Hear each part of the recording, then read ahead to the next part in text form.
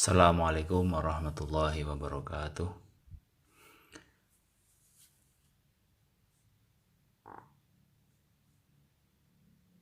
Pada kesempatan ini saya akan menyampaikan materi setelah ujian tengah semester. Sebenarnya akan disampaikan berkaitan dengan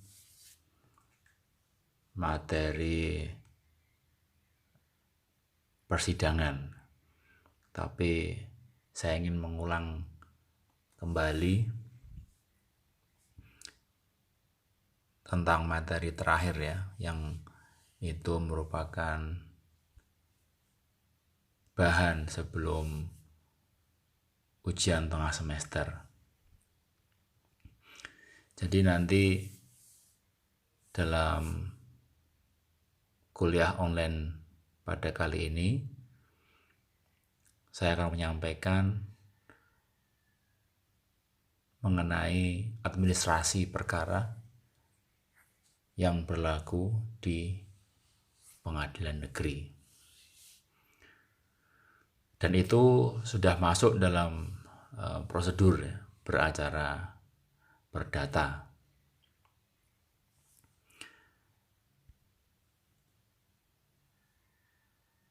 Jadi seperti yang sudah kita ketahui bersama bahwa gugatan itu ya diajukan ke pengadilan negeri dengan melihat kompetensinya. Jadi pemilihan ke wilayah jurisdiksi pengadilan negeri mana itu tergantung dari para pihak yang berperkara. Kemudian mengajukan berkas ya atau rekes gugatan itu kepada kepaniteraan atau bagian perdata di pengadilan negeri. Jadi ini secara konvensional itu. Jadi melihat kompetensi, kemudian berkas itu, gugatan itu disampaikan kepada kepaniteraan pengadilan negeri yang dituju. Kalau pakai kuasa hukum ya berarti ada surat kuasa khusus yang diberikan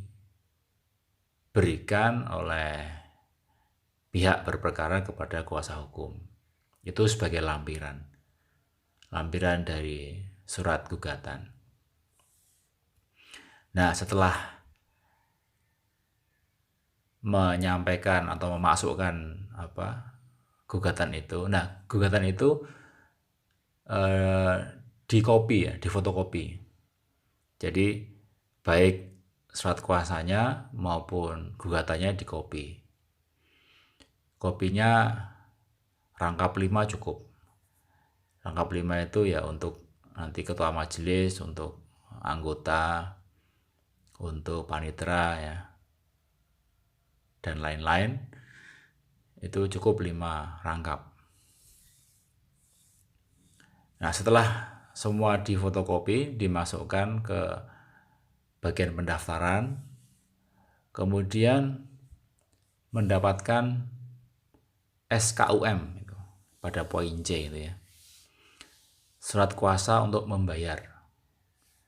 Bentuknya itu ya selembar, itu 1 lembar kertas gitu. Ada yang kertas biasa, ada yang warnanya merah dan lain-lain tuh. Tergantung dari pengadilan. Tapi biasanya kertas biasa sih. Lalu Anda bawa SKUM itu ke bank ya, ke bank, kantor bank yang ditunjuk. Ada ya tergantung dari bank mana yang kerjasama dengan pengadilan tersebut ya. Ada yang ke BPD, ada ada yang ke BRI juga ada yang ke BTN juga ada, macam-macam. Ya. Dengan menunjukkan skum itu, maka kemudian bisa dilakukan pembayaran panjar perkara. Nah, nanti setelah dibayar, kemudian bisa mendapatkan semacam validasi dari bank itu. Lalu bukti validasi atau setoran itu kembali dibawa kepada kantor di pendaftaran di pengadilan negeri tadi yang awal mula tadi memasukkan berkas. Baru setelah itu perkara itu diterima, lalu kemudian diserah oleh bagian perdata, diserahkan kepada ketua pengadilan. Maka nanti ketua pengadilan yang akan menunjuk majelis hakim pemeriksa perkara.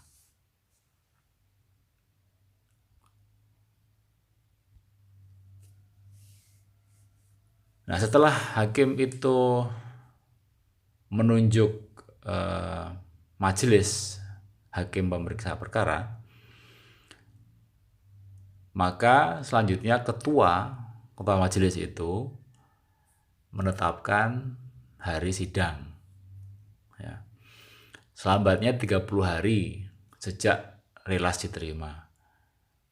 Jadi nanti ketua majelis itu ya memperkirakan lah kapan itu relas diterima, kemudian selambatnya 30 hari.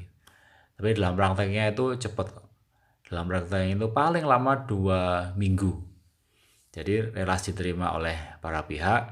Nah, tanggal untuk sidang itu biasanya sekitar 14 hari.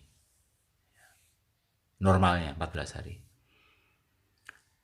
Dalam relas disitu menyebutkan mengenai identitas penggugat, kemudian identitas tergugat, lalu waktu persidangan. Biasanya ditulis jam 9 gitu. Tapi pada prakteknya bisa lebih dari itu. Ya. Kemudian relas itu atau panggilan itu harus disampaikan oleh jurusita.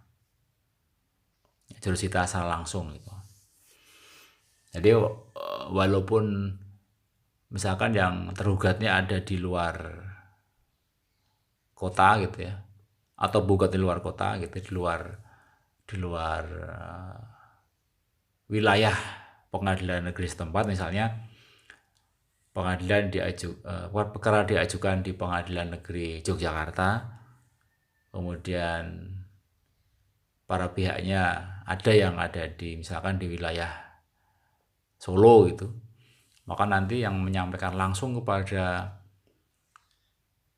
pihak yang di Solo itu adalah jurusita pengadilan negeri Surakarta gitu. Ya, kalau di Solo kan pengadilan negerinya Surakarta. Nanti hasil dari panggilan itu akan dimuat dalam berita acara yang harus ditandatangani oleh yang menerima itu. Yang menerima itu ya bisa pihak secara langsung. Kalau misalkan dia tidak ada, tapi pastikan kalau yang dipanggil itu ada di tempat itu, nanti bisa diterima oleh yang mungkin keluarganya atau orang yang tinggal di rumah itu. Jadi intinya orangnya ada gitu. Tapi kalau misalkan orangnya tidak bertemu atau rumahnya kosong, tidak ada yang menerima, nah nanti jurusita itu akan menyampaikan kepada kelurahan setempat, dan kelurahan setempat itu nanti yang wajib menyampaikan kepada pihak yang mendapat panggilan tadi.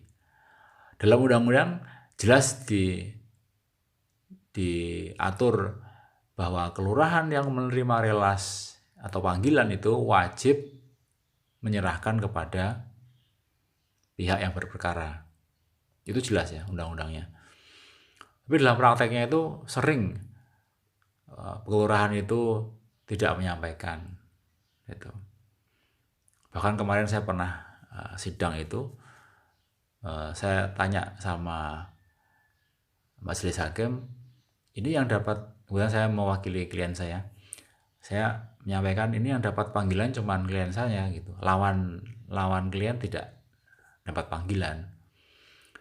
Kemudian hakim menyampaikan berdasarkan berita acara, panggilan itu sudah disampaikan tetapi tidak bertemu, kemudian disampaikan kepada kelurahan. Malah hakimnya bilangnya nanti diambil di kelurahan saja gitu. Itu kan sebenarnya sudah tidak sesuai. Harusnya kelurahan itu yang menyampaikan kepada para pihak di situ. Karena kan tidak mesti tahu kalau para pihak berperkara itu ada panggilan sidang kalau tidak disampaikan oleh pihak kelurahan kepada pihak yang berperkara. Nah itu prosedur ya dalam pemanggilan persidangan.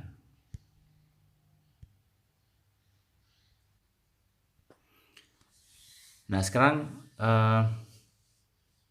tentang pendaftaran perkara secara elektronik. Kalau tadi itu kan secara konvensional ya, yang dilakukan sebelum peraturan Mahkamah Agung nomor 3 tahun 2018 ini terbit ya. Jadi masih secara konvensional. Nah sekarang ada Perma nomor 3 tahun 2018 tentang administrasi perkara di pengadilan secara elektronik. Jadi sebetulnya ini kan merupakan respon dari Mahkamah Agung untuk memberikan pelayanan yang efisien dan efektif kepada para pihak yang berperkara. Sebenarnya banyak sekali faktor latar belakang kenapa Mahkamah Agung ini perlu untuk memberikan pelayanan dalam bidang elektronik dengan memanfaatkan teknologi. Ya karena ada alasan efisiensi ya. Selain itu juga masalah misalkan beberapa kali saya juga mengalami ada tadi para pihak itu yang tidak mendapatkan relas panggilan ya orangnya tinggal di situ tapi ternyata pas tidak bertemu dan oleh kelurahan tidak disampaikan, atau sebetulnya orangnya ada tapi kelurahan juga mengatakan tidak ada, kebetulan dia orang yang baru tinggal di tempat itu sehingga banyak masalah. Maka Perma ini muncul diterbitkan. Dan juga alasan efisiensi misalnya dalam acara jawab jinawab di pengadilan, misalkan menyampaikan jawaban, menyampaikan replik, duplik itu tidak perlu jauh-jauh datang ke pengadilan. Ya bayangkan kalau misalkan orang Jogja harus sidang di Jakarta gitu, agendanya hanya menyampaikan jawaban itu, harus naik pesawat, kemudian nanti belum akomodasinya dan lain-lain, itu sangat memberatkan ya, memberatkan. Maka jawab jinawab seperti itu bisa disampaikan langsung melalui media elektronik, email atau semacamnya, sehingga tidak perlu jauh-jauh ke pengadilan negeri yang dituju ketika harus di luar kota. Nah, peraturan ini ya dengan pertimbangan ya, Ini pertimbangan yang disampaikan ya. Pengadilan berusaha mengatasi segala hambatan dan rintangan untuk dapat tercapainya peradilan yang sederhana, cepat, dan biaya ringan. Nah, kalau selama ini kan yang kita pahami peradilan itu lama, rumit, dan mahal gitu ya. Tapi ini yang salah satu yang diupayakan oleh Mahkamah Agung supaya asas peradilan sederhana, cepat, dan biaya ringan itu bisa tercapai. Kemudian tuntutan pencari keadilan dan perkembangan zaman mengharuskan pelayanan administrasi perkara di pengadilan berbasis teknologi informasi. Mahkamah Agung dapat mengatur lebih lanjut hal-hal yang diperlukan bagi kelancaran penyelenggaraan peradilan.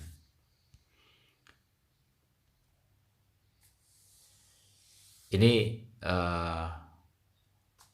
beberapa peraturan-peraturan ya yang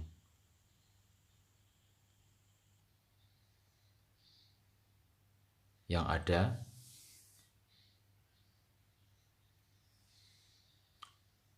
Saya sudah sampaikan bahwa 5 tahun terakhir itu ada banyak sekali peraturan Mahkamah Agung yang dikeluarkan ya, demi untuk merespon kemajuan teknologi. Di antaranya ini ada Perma nomor 3 tahun 2012, ada Perintah Ketua Mahkamah Agung ya, ada SEMA nomor 1 tahun 2016 ya, ada Perma nomor 3 tahun 2018 dan seterusnya. Nah, substansinya apa? 1. Kehadiran peraturan pendukung sebagai landasan atau payung hukum dalam layanan peradilan berbasis elektronik. 2. Peraturan pendukung tidak menghapus atau menganulir norma yang berlaku, namun menambah atau menyempurnakan. 3. Memberikan kewenangan kepada pengadilan untuk menerima pendaftaran perkara dan pembayaran panjar biaya secara elektronik. 4. Memberikan kewenangan kepada jurusita pengadilan untuk menyampaikan panggilan secara elektronik. Ini yang banyak masalah ya di lapangan itu ya. Jurusita harus nyari alamat, tempat tinggal, harus bertemu dengan yang bersangkutan, minta tanda tangan dan lain-lain. Nah, mungkin dengan secara elektronik ini nanti permasalahan-permasalahan itu bisa diminimalisir atau bahkan bisa dihilangkan.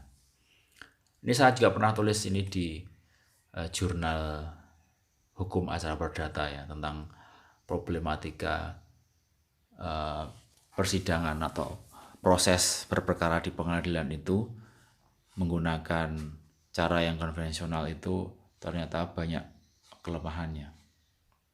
Yang kelima, mengatur pengguna terdaftar yang dapat melakukan pendaftaran perkara secara elektronik.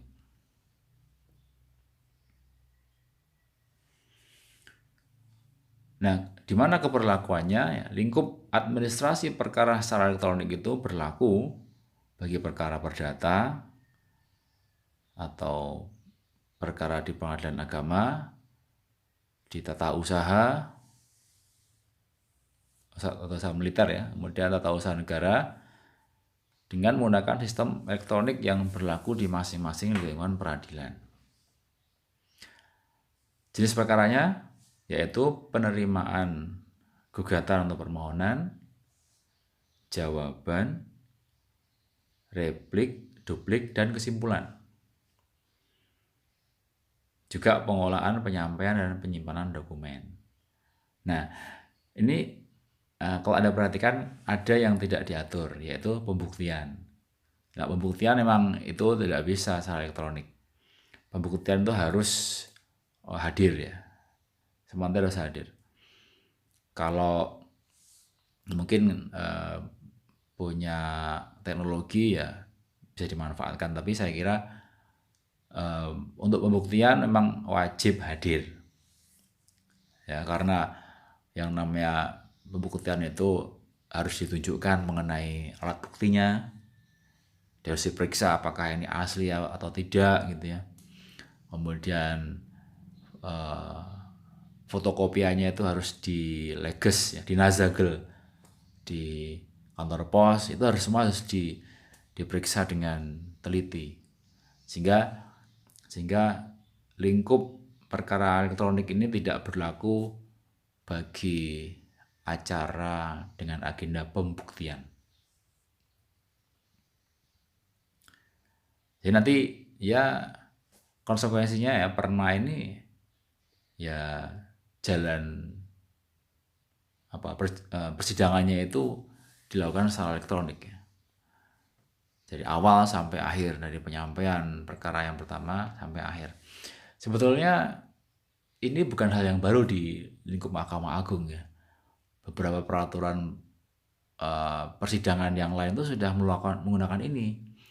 Kalau nanti coba Anda baca di undang-undang tentang peradilan pajak, nah itu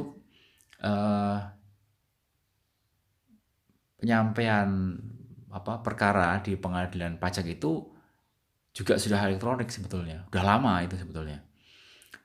Sampai ada tanggapan, sampai ada jawaban itu sebenarnya sudah disampaikan melalui elektronik.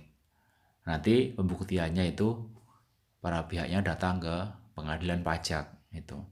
Ini pengadilan negeri yang baru akan menggunakan itu. Sebenarnya itu udah hal yang lama ya kalau dilihat dari pengadilan yang lainnya. Pengguna terdaftar. Pendaftaran akun pengguna terdaftar dilaksanakan dengan ketentuan bahwa pendaftaran akun pengguna e-court tidak dikenakan biaya. Ini kalau sekarang masih advokat ya yang menggunakan itu. Kemarin kami sama teman-teman itu juga bareng-bareng gitu, kolektif daftar gitu. Di situ disampaikan pendaftaran itu ya nama, kemudian alamat kantor gitu, alamat kantor advokatnya, kemudian ada KTP, ada kartu advokat, ada berita acara sumpah dan lain-lain, itu harus dilampirkan. Nah, kemudian nanti disubmit. Kemudian nanti ada semacam verifikasi dari Mahkamah Agung. Yang kedua, pengguna terdaftar harus membaca dan menyetujui syarat dan ketentuan yang berlaku. Yang ketiga, pengguna terdaftar bertanggung jawab sepenuhnya atas kebenaran dan akurasi informasi yang dimasukkan dalam aplikasi e-court. Hak dan kewajiban pengguna terdaftar: melakukan pendaftaran perkara secara elektronik. Ya. Tapi belum semua pengadilan menentukan ini ya, umumnya ini ya. Atau begini, jadi kalau misalkan mau pakai elektronik, maka pihak lawan itu pun juga harus elektronik juga itu. Nah, masalahnya di lapangan itu, kalau advokat yang muda-muda itu dia teknologi sudah paham ya, dia sudah melek teknologi lah. Tapi kalau advokat yang senior itu kadang-kadang mereka kurang paham teknologi.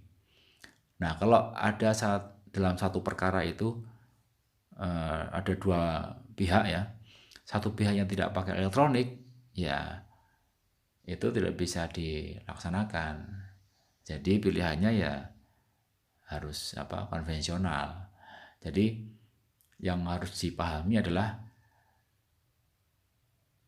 berperkara di pengadilan bisa dengan elektronik kalau masing-masing pihak yang berperkara itu memanfaatkan fasilitas secara elektronik itu. Tapi kalau salah satu tidak paham, ya nanti pemeriksaan perkaranya dilakukan secara konvensional.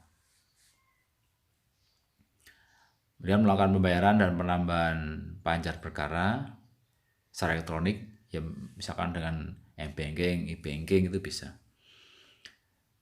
Kemudian nanti juga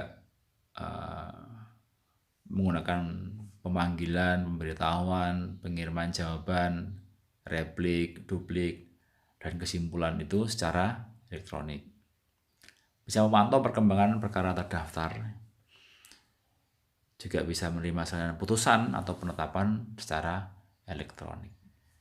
Itu kemudahan. Jadi sangat mudah sekali. Tapi nanti sekali lagi kalau pembuktian tetap harus hadir, harus ada pembuktian yang acara khusus gitu. Kita skip aja. Nah, ini yang dipersyaratkan ya, tadi sudah sampaikan. Untuk advokat ya persyaratannya itu KTP, kartu anggota advokat, kemudian bukti sumpah dari pengadilan tinggi.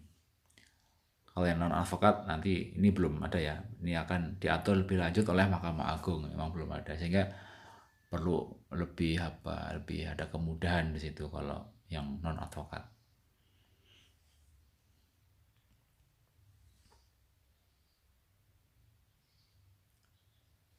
Ini tentang domisi elektronik, kita skip aja.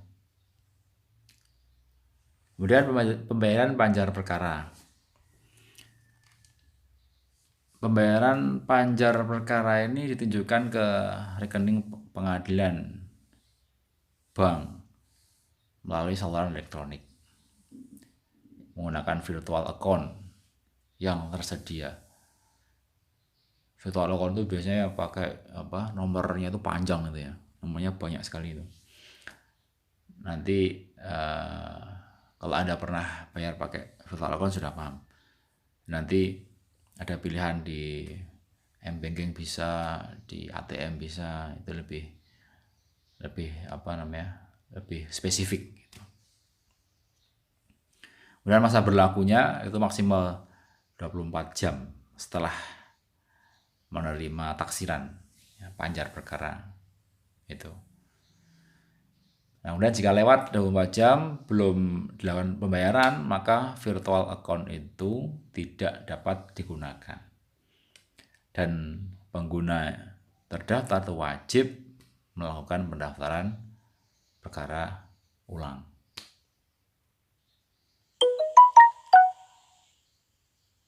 Yang keempat, terhadap pendaftaran perkara yang pembayaran dilakukan di luar jam kerja, maka pendaftaran akan diproses pada jam kerja pengadilan. Ini sekarang kita coba lihat implementasi e-court pada pengadilan. Ini ada e-filing, ada e-payment, ada e-summons ya.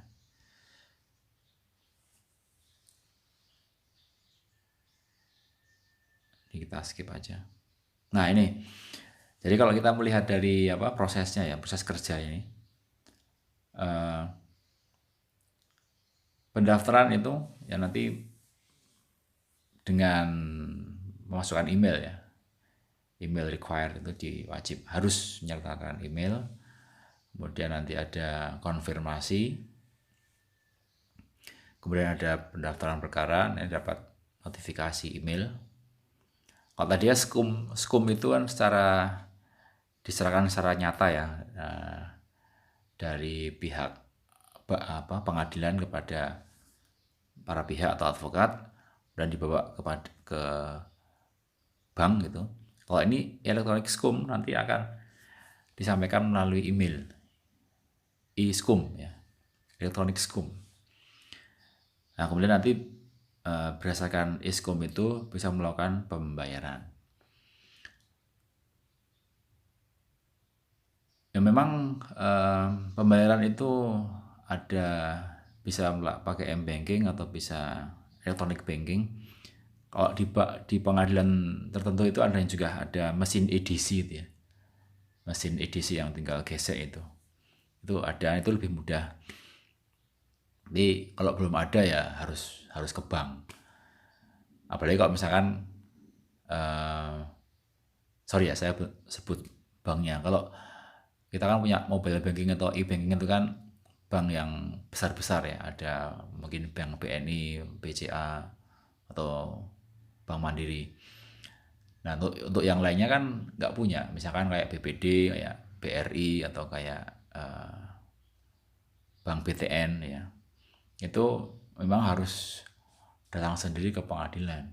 Datang sendiri ke bank untuk melakukan pembayaran. Tapi kalau kita punya m-banking atau e-banking ya akan lebih memudahkan. Langsung bisa dibayar secara elektronik. Nanti setelah bayar dapat konfirmasi pembayaran, nanti diverifikasi, kemudian nanti mendapatkan nomor perkara. Itu semuanya lewat email elektronik. Ya, saya kira kalau advokat atau pihak tertentu, pihak secara umum ya itu sudah punya email. Tapi kalau ya kayak ya sudah senior itu kadang-kadang memang tidak mempunyai email ya, sehingga ini ada permasalahan di situ. Artinya ya memang harus disampaikan bahwa kalau dua pihak tadi itu mau secara elektronik ya keduanya harus mendukung itu. Ini ada data pengadilan ya yang dia tuh aktif pakai e-court. Kita lihat di sini nomor 118 ini ada PN Yogyakarta, ada PN Wates, ada PN Sleman, ada PN Bantul. Ini sudah pakai e-court. Saya nggak tahu kok PN Wonosari nggak ada ya. Nanti mungkin atau mungkin apa saya nggak ketemu, nanti coba ada Anda cari sendiri ya.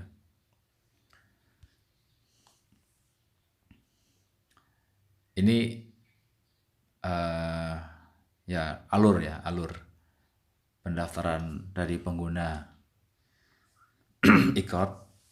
Jadi nanti pilih registrasi pengguna ya, pendaftaran pengguna, aktivasi akun melalui email, login ke aplikasi e-court, melengkapi data advokat, unggah dokumen pendukung advokat. Tadi ada yang kartu advokat dan berita acara sumpah ya.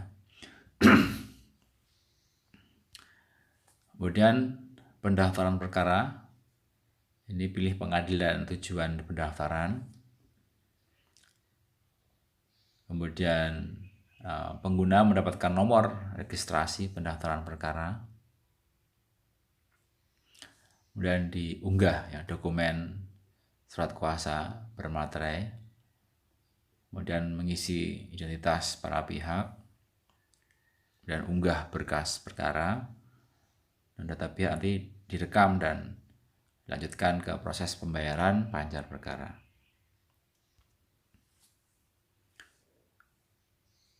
Ini yang tadi pembayaran panjar secara online ya. Setelah mendaftarkan para pihak secara online, maka kemudian ada pratinjau biaya perkara. Jadi nanti bukan kira-kira ya, habisnya segini gitu ya. Setelah itu kemudian mendapatkan iskum, lalu mendapatkan rekening virtual dari bank, kemudian ada notifikasi rekening virtual melalui email, dan kemudian bayar panjar perkara sesuai dengan nominal yang tertera. Ya, di sini nanti bisa mengurangi biaya panjar ya. Jadi pada intinya kan panjar perkara itu kan untuk relas ya, untuk panggilan. Yang mahal kan karena harus jurusita itu harus datang ke tempat para pihak gitu ya, dan lain-lain. Nah, dengan ada elektronik ini bisa memangkas biaya panggilan itu. Jadi biayanya bisa jauh lebih ringan.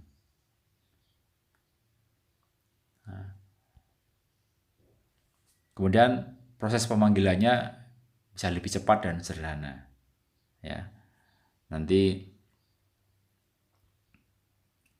bisa disampaikan ya secara elektronik nanti, dan pasti sampai, tidak mungkin tidak sampai. Nah, tentang legalitasnya kita bisa lihat di sini. Panggilan yang disampaikan secara elektronik merupakan panggilan yang sah dan patut sepanjang panggilan tersebut terkirim ke domisili elektronik dalam tenggang waktu yang ditentukan oleh undang-undang. Jadi tetap kekuatannya sama, ya, sama dengan panggilan kalau disampaikan oleh jurusita. Tapi ingat ya, kalau kita lihat di batasan itu ya, jadi kalau kita lihat di sini, panggilan sidang secara elektronik itu lebih cepat, sederhana, dan biaya ringan dibandingkan ini prosedur panggilan secara konvensional. Tapi itu batasannya, panggilan elektronik hanya dilakukan kepada penggugat atau pemohon yang melakukan pendaftaran secara elektronik, serta yang memberikan persetujuan secara tertulis. Tergugat atau termohon atau pihak lain yang telah menyatakan persetujuannya secara tertulis untuk dipanggil secara elektronik. Dan biaya ringan, ini biaya panggilan yang disampaikan secara elektronik dibebankan kepada para pihak yang berperkara dan ditetapkan oleh sistem sesuai dengan biaya aktual pemanggilan secara elektronik. Jadi ada tanpa biaya pengiriman fisik, jadi lebih murah. Proses pemanggilan lebih cepat dan sederhana, jadi dapat diterima seketika pada domisili elektronik yang telah didaftarkan para pihak. Ya misalkan dia pakai email, nanti langsung notifnya muncul di emailnya. Ya, jadi pasti nyampe. Panggilan persidangan bagi pihak yang berdomisili di luar wilayah hukum pengadilan dapat dilakukan secara elektronik, dan surat panggilan tersebut ditembuskan kepada pengadilan di wilayah hukum tempat pihak tersebut berdomisili untuk dicatat. Nah, nanti kalau harus panggil di luar wilayah pengadilan yang dituju, tidak harus minta bantuan kepada panitera atau jurusita pengadilan negeri setempat untuk dipanggil, tapi langsung ditembuskan gitu. Jadi lebih efektif dan lebih efisien.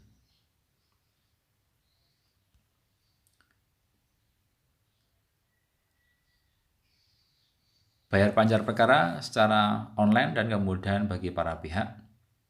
Secara online ya gampang lah ya. Jadi bisa dengan rekening virtual, bisa pakai electronic banking, m-banking, dan lain-lain, lebih mudah. Kita skip aja. Ini aturan-aturan ya, aturan-aturan yang berlaku di Mahkamah Agung terkait dengan adanya pembaruan peradilan.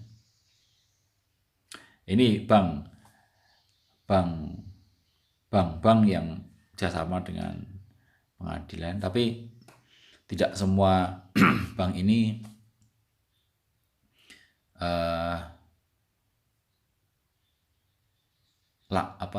tidak setiap bank ini kerjasama dengan pengadilan tertentu gitu ya. Jadi kalau misalkan saya contohkan lah, di Pengadilan Negeri Yogyakarta itu hanya BTN yang kerjasama. Saya nggak tahu kenapa kok tidak dengan BNI dan lain-lain. Ya, baru dengan BTN. Ya. Kemudian kalau di pengadilan, jadi tidak semua bank ini bisa digunakan. Jadi tergantung dari pengadilan negerinya itu kerjasama dengan bank mana gitu.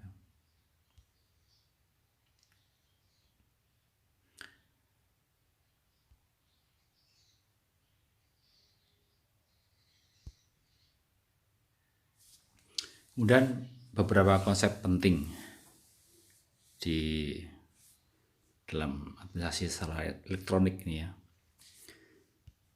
Jadi dasar hukum pertimbangan administrasi perkara dan persidangan elektronik itu yang sudah pernah kita bahas. Beberapa di antaranya ada RV, HIR, RPG dan lain-lain itu ya. Nah, pertimbangannya, pengadilan berusaha mengatasi segala hambatan dan rintangan untuk dapat tercapainya peradilan yang sederhana, cepat, dan biaya ringan. Tuntutan pencari keadilan dan perkembangan zaman mengharuskan pelayanan administrasi perkara di pengadilan yang berbasis teknologi informasi. Mahkamah Agung dapat mengatur lebih lanjut hal-hal yang diperlukan bagi kelancaran penyelenggaraan peradilan. Ya, ini pertimbangannya. Ini kita skip aja.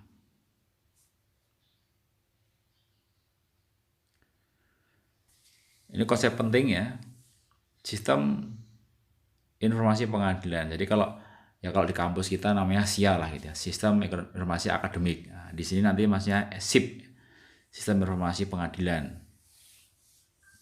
Ini pengguna terdaftar dan pengguna lain, tentang domisili elektronik, kemudian administrasi perkara secara elektronik, jadi pendaftaran, pembayaran, ada panggilan gitu ya. Kemudian persidangan secara elektronik, jawab jawab itu juga dilakukan dalam SIP, sistem informasi pengadilan. Nah, kalau yang pemeriksaan saksi atau ahli bisa melalui media komunikasi audio visual. Kalau mendukung ya, misalkan. Tapi kalau para pihak saya kira dalam perkara perdata terutama ya, ini masih agak kesulitan. Tapi kalau misalkan ahli atau saksi itu dia mempunyai fasilitas yang memadai, saya kira bisa dilakukan. Kemudian yang terakhir, nanti putusan itu juga akan disampaikan secara elektronik. Jadi nanti pengadilan itu sepi itu, tidak ramai lagi kayak sekarang, karena semuanya sudah melalui elektronik. Seluruh sistem informasi yang disediakan oleh Mahkamah Agung untuk memberi pelayanan terhadap pencari keadilan yang meliputi administrasi dan pelayanan perkara. Tautan pada aturan tentang tata kelola sistem informasi peradilan yang akan segera disahkan oleh Mahkamah Agung.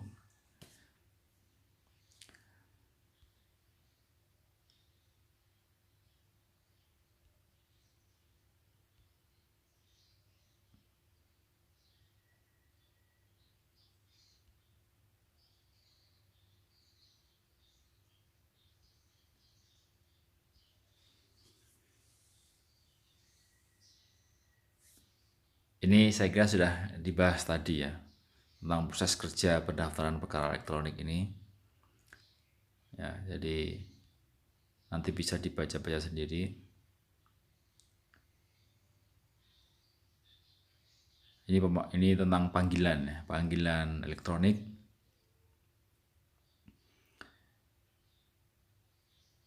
Biaya pemanggilan elektronik dibebankan kepada para pihak namun sebagai biaya proses, maka kedepannya sistem tidak akan mengenakan biaya apabila dokumen dikirim secara elektronik. Nah, ini lebih murah lagi toh. Jadi mungkin pendaftaran hanya murah sekali besok itu, karena panggilan secara elektronik sudah dilakukan. Nah, apabila tergugat tidak menyetujui panggilan secara elektronik, ini perkecualian ya, maka bisa dilakukan panggilan secara konvensional dengan biaya yang berbeda. Ini kalau ada perkecualian. Yang kedua, apabila terpanggil berada di luar yurisdiksi pengadilan yang memanggil, maka pengiriman tetap dilakukan secara elektronik dan menembuskannya kepada pengadilan yang memiliki jurisdiksi atas domisili pihak tersebut. Kemudian pengadilan yang menerima tembusan akan mencatat penerimaan surat tersebut dalam daftar yang dibuat untuk itu. Berikutnya, dalam hal tergugat di luar negeri, maka diatur lebih lanjut oleh Panitera Mahkamah Agung dengan nota kesepahaman Kementerian Luar Negeri dengan Mahkamah Agung tentang penanganan permintaan bantuan teknis hukum dalam masalah perdata. Pemanggilan dilakukan oleh jurusita dengan menggunakan media sistem informasi pengadilan. Proses kerjanya bagaimana? Seluruh dokumen elektronik dikelola secara terpadu. Dokumen elektronik perkara yang telah BHT harus diarsipkan secara terpadu. Mengingat dokumen beracara sudah dapat dipertukarkan secara elektronik, maka kebutuhan persidangan yang bersifat pertukaran dokumen dapat ditekan.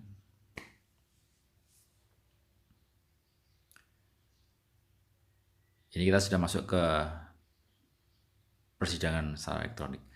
Jadi mungkin untuk sementara itu dulu yang bisa saya sampaikan. Nah, besok tentang persidangan elektronik ini nanti akan kita compare ya, dengan proses persidangan secara konvensional. Itu yang bisa saya sampaikan untuk pertemuan kuliah pada kali ini.